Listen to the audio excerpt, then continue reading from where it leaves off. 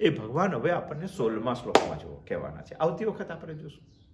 હમણાં ટૂંક સમયમાં વૈદિક પરિસરમાં વાનપ્રસ્થ કાર્યશાળા છે.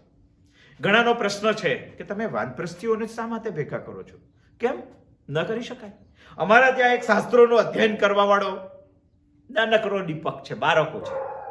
જીવનની શરૂઆત જો જીવનને પકડીએ તો જીવનનો અંતિમ ભાગ પણ પકડવો જોઈએ. લોકો એવું કહે છે કે દીપક બુઝાતા બુઝાતા વધારે ચમકવો જોઈએ, સૂરજ આથમતા આથમતા વધારે રમણીય લાગે છે.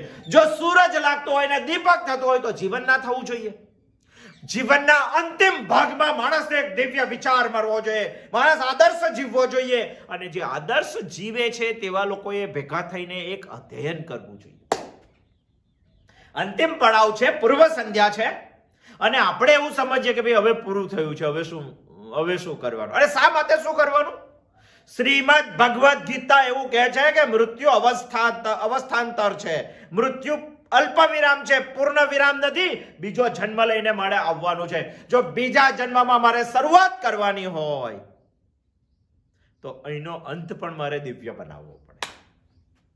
અને એટલા જ માટે વૈદિક તપોવનમાં એવા માનનારો ભેગા થવાના છે જે પોતાના અનુભવોને શેર કરશે, શું કરવું જોઈએ તેનો વિચાર કરશે, અને જીવનને એક દિવ્ય બનાવવાનો પ્રયત્ન કરશે. જાગ્યા ત્યારથી સવાર, શરૂઆતથી સવાર નહીં. કદાચ જાગી જાય માણસ અંતિમમાં તો પણ સવાર થઈ શકે છે.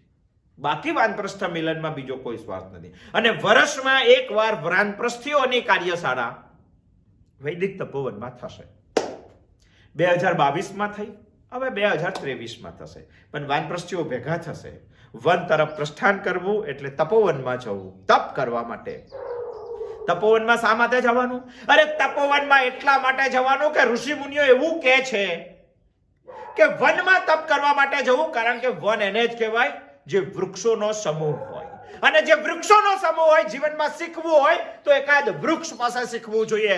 30 વર્ષ, 40 વર્ષ, 50 વર્ષ આ જગતમાં અધિકમ થઈને ઉભાડે છે. 50 ઉનાળાઓ સહન કરીને આપણને છાંયડો આપે છે. પથ્થર ખાઈને પણ છાંયો. એકદમ સેલ્ફલેસ, નિરપેક્ષ જીવન વૃક્ષોનું છે.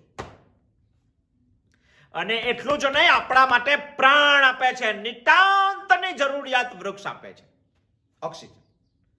તો આવા વૃક્ષ પાસે પણ બેસવું જોઈએ જીવનના અંતિમ ભાગમાં. અને એટલા માટે વાનપ્રસ્થીઓનું કાર્યશાળા અહીંયા ગોઠવાઈ છે.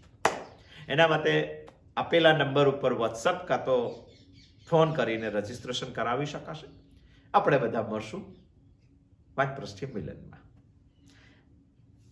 નમસ્કાર, જય શ્રી કૃષ્ણ.